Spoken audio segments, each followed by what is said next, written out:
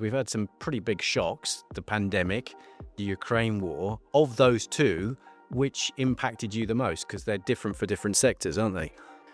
The Ukraine war, definitely. And the pandemic was an unusual time. And for many, they might have had a bigger impact with the pandemic than we did. I'm less trusting than I used to be as an individual. So it's There's probably a healthy part to that. And do you see also an unhealthy part? Like, does it make you more risk averse, for instance?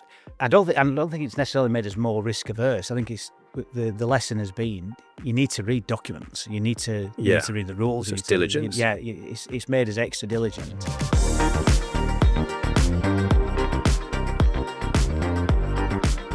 Simon Askew, founder of Business Energy Direct. Welcome to Business Unlimited. Great to have you in the studio with us. Really looking forward to the conversation. Want to find out a little bit about you, your background, and whether that involves energy and what led you to start the business, and to understand a little of the story and where it's brought you to now and then where it's going. Just take a step back for a second. Take us back to your early career and what that looked like. And was it in energy at all or completely different?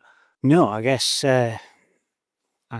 from an early age, 18, 19 years old, I was actually detailing cars. I started really detailing cars in Knaresborough for a Subaru dealership. I then moved on to a company called Direct Valeting in Harrogate and moved around a little bit. And I didn't really know at that stage what I wanted to do, but I was always wanted to really work for myself, be in control of my own destiny. To an extent I was, because I was self-employed at that point. Time progressed, 3 or 4 years of doing this, a lot of hard labour, suffered with the back a little bit. And I thought, really, do I want to see this as a career for the rest of my life? And the answer to that question was inevitably, no, I don't. There's more to life than what I was doing. So I was still relatively young. One day, just picked up the newspaper. My dad's from a sales background, so I got some insight into what selling was all about. And I didn't mind engagement with people. I felt I could talk to people quite easily. So looking for sort of sales roles, and there was two that sort of stood out. One was selling energy, and the other was kitchens. And I'm not sure why the one for the energy stood out. I didn't go for the interview for the one with the kitchen. I was invited for the interview, but the energy one was. So this is in 2000. I then began to work for a company called Universal Utilities, and they were selling the ill-fated Enron product. I don't know whether you remember Enron. I do, yeah. Big American scandal at the time. So, yeah, joined early 2000 or late 2000 it was. And I think Enron was about 8 or 9 months after, about September, October time. I think the scandal all sort of started to materialise. Again, on a self-employed basis, the first week, I think I earned £230 less than I did do detailing cars, but I got a huge buzz from the engagement. All I'm doing is talking to people, and I'm earning money from being able to do this. The second week I recovered the entire, effectively what I considered to be a loss from my standard income, and it was £630. But from that point onwards, I just realised I'd got the ability to be able to make a living selling and speaking to people, trying to provide a service or a product that people really wanted and needed. So that's sort of the early part. And then there was one day I went to do some cold calling at a business centre in Leeds. And the lady who worked at the business centre, unbeknownst to me, actually operated an energy consultancy, and she'd come out and she'd spoken to me, wondering why I was there. So I'd explain it, and I thought, okay. And then ultimately I got offered a role to go and work with her company, but again, on a self-employed basis, so not employed directly. And that was a further increase in salary or in the potential opportunity for the contract sales. So it's just been a constant development and cycle from that point. And you were onwards. picking up knowledge about the energy sector, obviously, through that journey. Absolutely. I mean, the first few calls I remember when I worked with Universal Utility, I remember sitting outside the call for 15 minutes, going through my mind as to how I was going to present this and what I was going to say, because the amount of training we received was limited, virtually nil, to be fair. Really? Just a little bit of background on energy, within a few hours. And a little bit of background on Enron as it was at the time. Certainly not enough to send somebody out on the street. We wouldn't do that now with any other team that work with us. But I had enough, I thought, to be able to do something. Inevitably, that proved to be the case. But as time progressed, a company called Electricity Direct were looking at sales agents. So again, I started to do work with Electricity Direct, and it's just that development from that point onwards. The number of customers I was starting to acquire because of the niche market I was carving out within the licensing trade. So the pub industry, a lot of the pubs, landlords knew each other, and they said, "Go and see John down the road. He's got the bull's head. I'm sure you can do something." And this is not that long after the deregulation of the electricity market. So a lot of people had not really considered moving away from what was the old Yorkshire electricity back then and British gas. And there was an opportunity for them to save some money. So it's a relatively easy sell. Not so much these days, but back then it was a relatively easy sell. It to sell itself. When are we talking about then? Well, that's 2000, 2001. Yeah. And the market sort of started to change somewhat after that point. Become more competitive. You got agents from Yorkshire Electricity driving from Yorkshire's region down into Powergen's region, or used to be Midlands. So that people from Sheffield were driving to Derby to go and sell, and people from Derby were driving to Sheffield to come and sell because they weren't allowed to sell in their own regions. And this is from the host suppliers. So yeah, it was a bit of a strange time, but things have moved on significantly since then. So take us forward then to when you started thinking about setting up your own business. What was going through your mind, and what was the timing of that? I guess that was a complete accident. And Paul, my brother, who was operations director, Business Energy Direct, he's been with us now since 2014. But Paul initially started to work with him back in 2003, 2004 on a self-employed basis, similar to what we're doing. I was just taking a cut of the revenue that was made from the sale of the contracts. Paul had a car accident at that point in time and decided he didn't want to be on the road having conversations with anybody anymore. So he went off and did something different for 4 or 5 years, working with Next. He left Next after 4 or 5 years, and then went to work for Eon, a call centre in Dearne Valley. And he worked there for, I think it was about 7 years, and he was call centre manager, managing 150 staff at the time he left. But the business it's an accidental growth. It was a result really of the demand from the customers of my time and me needing to fill some of those gaps. So really, Greg, who I've known from playing cricket at Adwick-upon-Dearne for many years as a junior, from being 11 years old, I'd always been a bit of a mentor to him, not necessarily a coach because he's a great cricketer and I wasn't quite so good, and he's gone through that coaching system with Yorkshire, but I'd always had a really good relationship with him, and he's sort of seen that I was elevating myself to a different level and pushing myself, and he wanted to really. He took 2 jobs on at one point. He was doing some work for me and his normal work, and he said he wanted to become part of it. So I sort of brought Greg in to provide support on what we do on a day-to-day basis, customer queries, inquiries, etc., presentation of contracts. And then a couple of years in, he got a friend who would play cricket with, who'd come back from Australia, was looking for some work, and then Dan came in. Same again. It's just an accident. And when was it actually incorporated then as a limited company? As a limited company. Initially under Energy Direct, but then we changed names to Business Energy Direct 2008. 2008. You're based in Manvers at the moment. Been to your offices, lovely offices there, building a team. Just for anybody that doesn't understand the energy sector, because it is quite complex, just in simple terms, tell us what the business model is and how you operate. We offer different services, and initially the procurement service was the one that we were heavily focused on. So procurement being the sale of the electricity contract. Business customers require contracts year upon year, and we look to broker that out with different supply partners that we work with. So if you think of Uswitch, but not as a transaction, if you like, it's a little bit more personal than that, our engagement with customers on a day-to-day basis. troubleshooting queries. But we offer the full end-to-end solution. So really from feasibility studies, working with some of the brands as we do, they'll identify locations that they want to take on and open a new store or franchise as it is.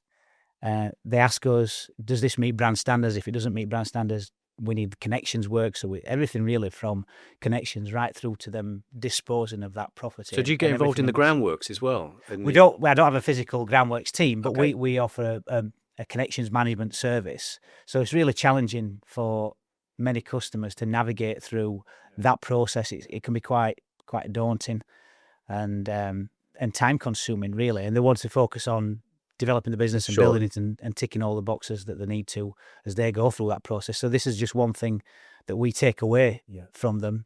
We have a management fee that we charge, and it's well structured, and it's certainly been developed as more of a key part of the business. But again, that's just customer demand that's driven that. We spotted that as a gap. We were getting those inquiries come through, and there's no training manual for this. There's very little information available. This is just about how you can coordinate with people, coordinate the work with them. And I imagine it's a pretty competitive market that you're in. So what makes you different? And who would you say is your ideal target market that does mean that you're standing out in the marketplace?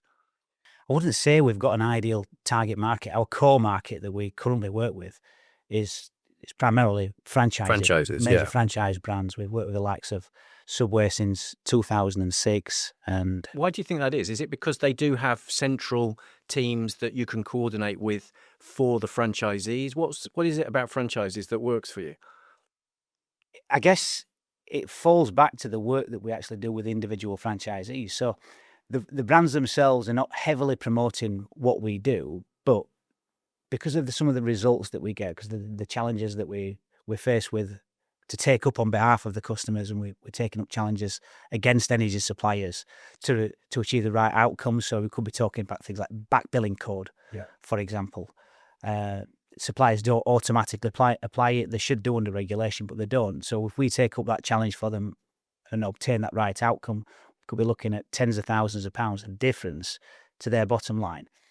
All of a sudden, that customer is then referring us to 3 other of his business associates, and so it's a good referral framework, isn't it? Absolutely, and I guess that all just comes down from obtaining the knowledge over the years. And once you build some testimonials, that just creates momentum, then, doesn't it?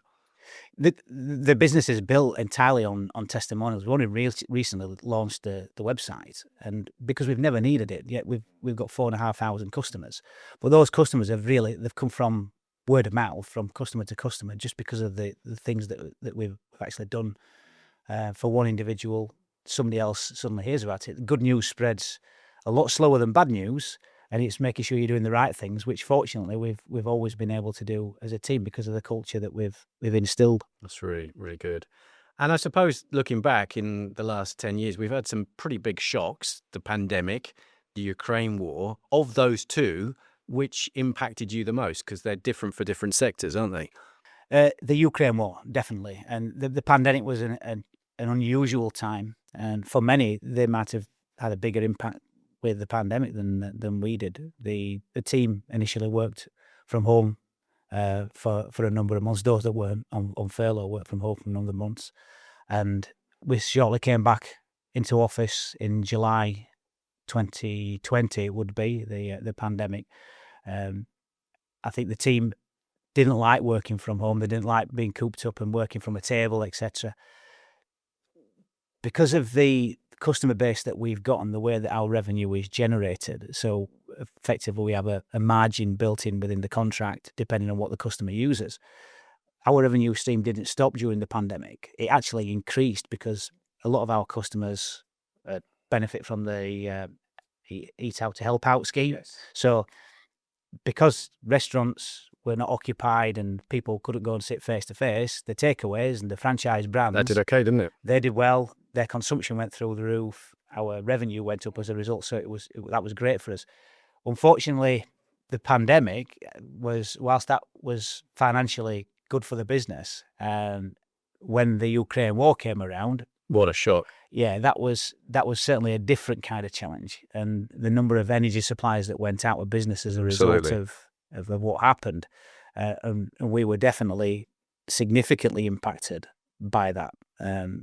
Did that mean brokering new relationships with new suppliers? No, not so much. Most of the suppliers, because of the volatility of the market, they were staying out of the market for an extended period of time. So if you'd got customers that had got contracts that were due for renewal, who do you go to?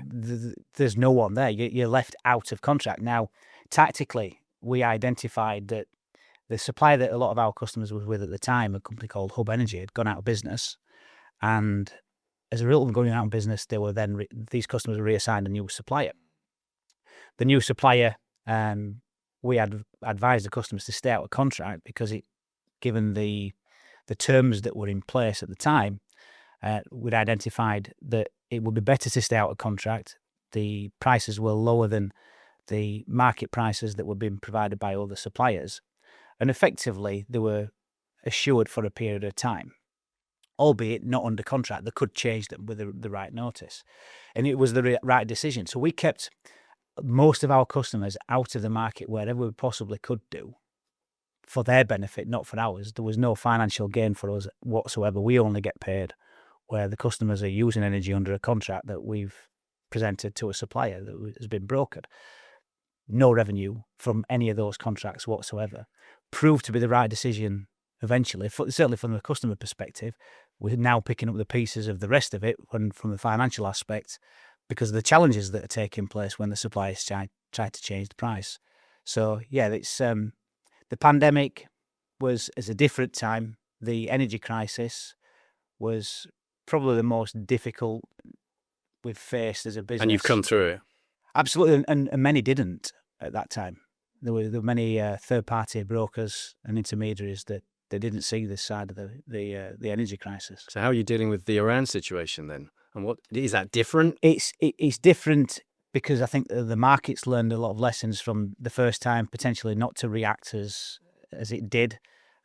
Traders are likely very responsible for some of the behaviours that are taking place and the pressures that they put on price.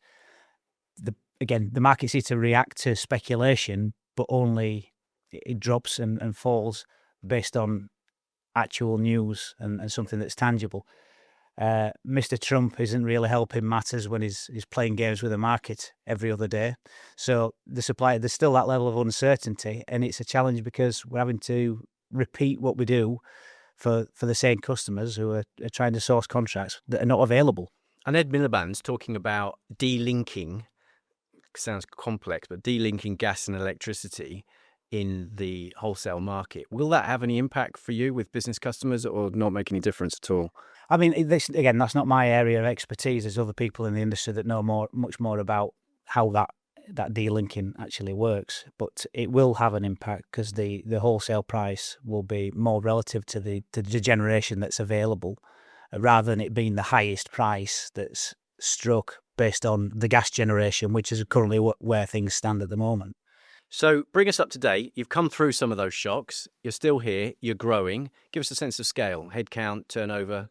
Currently 1.2 million turnover. Been there for the last 2 years, so we've maintained that. We've got challenges when it comes to growth because of where the staff focus has been at the minute, which is something that we're looking to change. Certainly, my focus has not been on the development and growth of the company. I've been taken away on other things like legal cases that I get heavily involved in. But now is the time for us to really start kicking on. So we've definitely got the intention of that scaled up growth.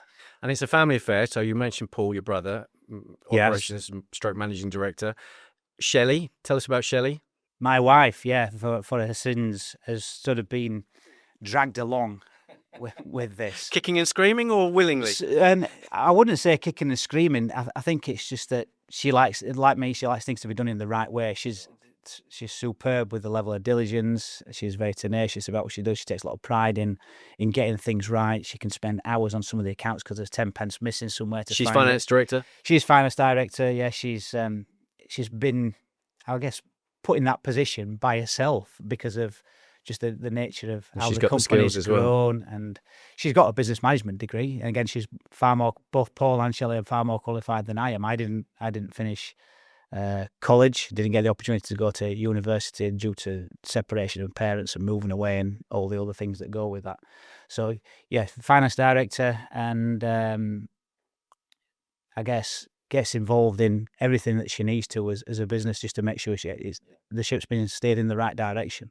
But as founder, you've got clearly the energy, you've got the communication skills, you've got the selling skills and the drive. So when it comes to vision for moving forward, would it be fair to say that you're the visionary? You have a vision of what growth should look like. Give us some sense of what you want that to look like. We're scaling up at the minute. Again, we talked about earlier the organic growth as a result of customer demands, and we're still seeing that. So whilst we're active in procurement on energy and everything in between, from groundworks upwards, there's the renewable energy as well. I've talked about the legal aspect of the things that I'm getting involved in. I'm getting approached by solicitors to come and provide advice, also attend court as an expert witness because of the knowledge and skills we've got around regulation, which is something that we've developed with several members of the team. So the scaling up the next step is for us is we have a new company that will be started. We've not decided yet whether we run with renewable energy direct or sustainable energy direct. That's something we'll make a decision on next week, but it'll be one of those two. And we'll be offering solar and battery, air source heat pumps, capex and also power purchase agreements as well. So again, customer demand is driving this. The energy crisis is driving the move to renewables. So we're filling in gaps, Seeing an opportunity and seeing those opportunities. Yeah. And broadly speaking, it sounds like moving, as you describe it, organic, from reacting to customer demand to being a bit more proactive and saying, this is how we want to grow. This is the opportunities we see. Yes, we'll take demand, but we're looking to be more intentional about where margin is, which parts of the sector have got the greatest opportunities.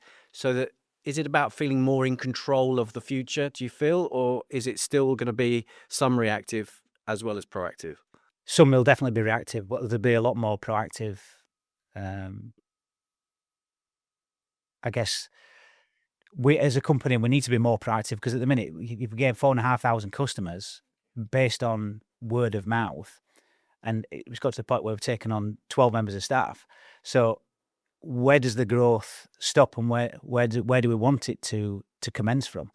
We're at that stage now where we either kick on or we maintain what we've got. We've got too much demand coming in to just maintain the standards that we're currently at. So we've got to grow. We've been forced to grow because of the customer demand. But doing it with structure and intentionality and sustainability, because so many businesses, as you said, in the pandemic did really well, but they grew too fast, and then the foundations weren't necessarily in place, and then pressure starts to come in. So it sounds like it's also about sustainability and a good sense of team progression as well in that process.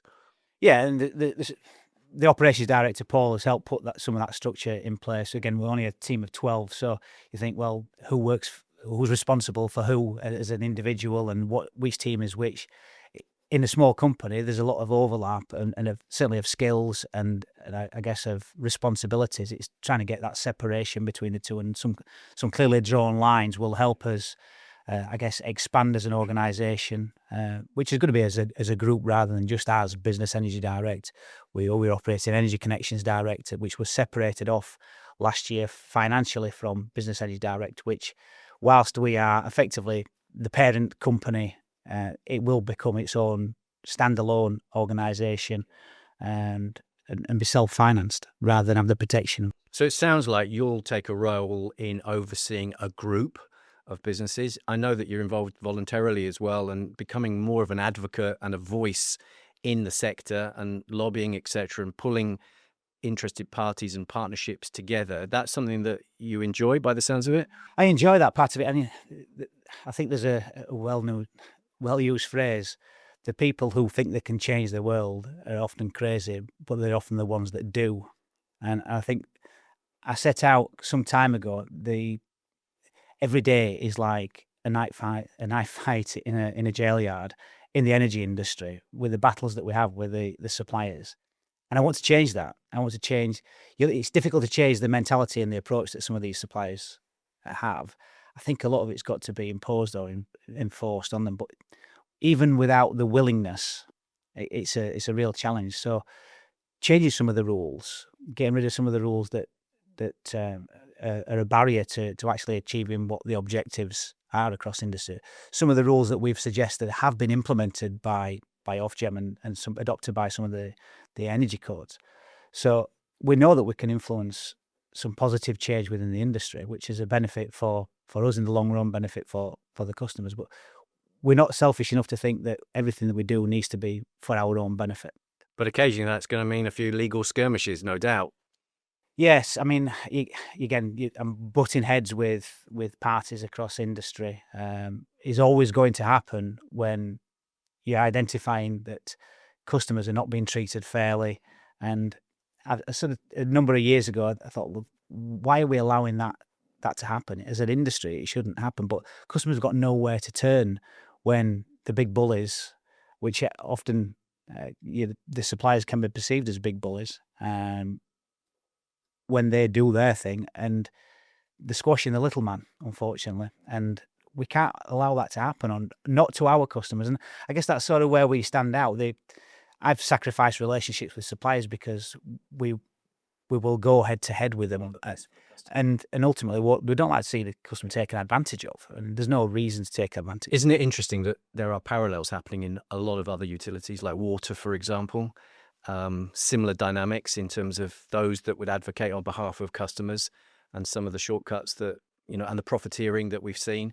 And so there are parallels. You're not alone in that respect, but it's important that there are important advocates and voices, and those that can be the bridge between the two sides, as it were, which is what it sounds like you're able to play that role. We manage water accounts as well as electricity and gas, and it is multi-utility. We don't get too involved in the telecom side of things. It's something, again, plans for future business and growth. But there's a lot of crossover, there's similarities between water, gas and electricity, and we're involved in the same things on a day-to-day basis. The water companies are really not materially different to the electricity or gas companies when it comes to customer services and trying to put things right. We know that mistakes are going to happen, but the testament of how good a supplier is and the way that we judge them is how efficiently and how quickly they deal with what's dealt with, or what the problem is and what needs to be dealt with. So in that journey, what have you learned about yourself, first of all, and how have you changed through that journey, do you think? I've become less trusting, far less trusting than I used to be as I was growing up. I mean, again, the nature of the industry, contracts, the required review, what could be considered to be sneaky or devious behaviour by suppliers or industry parties. There's a lot of fraud that takes place, not necessarily linked to suppliers, but third parties that exist as well. We're very sceptical and very wary of the activity that's ongoing in the industry. So that's been a challenge to try and navigate around. So I'm less trusting than I used to be as an individual. So it's there's probably a healthy part to that. And do you see also an unhealthy part? Like, does it make you more risk averse, for instance, in terms of how it impacts Business Energy directly? What impact does that have, do you think?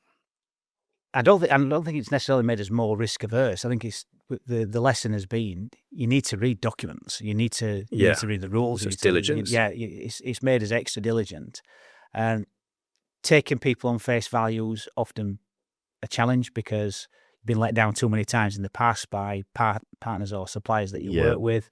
So get everything in writing over email. It's take nothing for granted. Yeah, absolutely. It's there's a definite lack of trust. I'd probably have less trust in than most of my members of staff would be. Not within my own organisation, but with. And if I spoke to Paul or Shelley or any member of your team, apart from that, what other positive things would they say about the way they've seen you grow as a person in the journey of the business? I guess you'd have to ask them that. Sure. It's a difficult question for me to answer. What do you imagine they might say? What do you perceive as being positive changes in yourself that have developed over the years? I guess the tenacity which has driven us forward, and it's sort of the rest of the team have picked up on that, and how that is key to achieving the right outcomes for the customers that we work with, and we can be quite relentless when it comes to solving problems. I've never really come across a problem as complex as it can be in the utility industry.